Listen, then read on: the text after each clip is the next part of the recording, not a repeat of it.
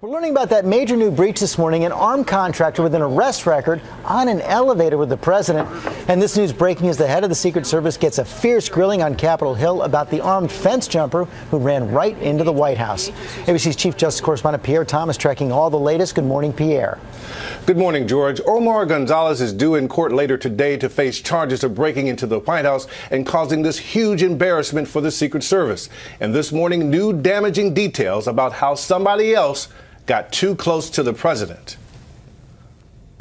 The latest potential security breakdown happened September 16th as the president arrives at the Centers for Disease Control in Atlanta. Mr. Obama enters an elevator and encounters a security guard who sources say began to act unprofessionally, taking pictures, initially refusing to stop. The guard was reprimanded, but the Secret Service decided to do a background check, discovering the guard had a criminal record or at least had been charged with a crime before.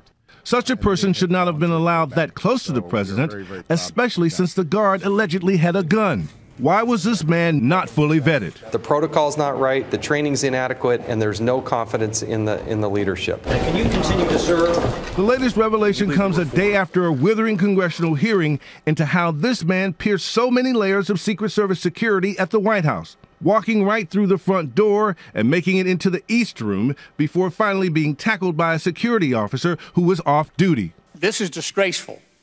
This is absolutely disgraceful. I believe that you have done a disservice to the President of the United States. Ma'am, no, stop, please. You head an agency whose morale has gone down. It has had a series of embarrassments. Under fire, the Secret Service director who could only admit to failures. People make mistakes. They need to be held accountable. Mistakes from uninvited guests to the White House to prostitution solicitation. I wish to God you protected the White House like you're protecting your reputation here today. Have you ever heard of these guys?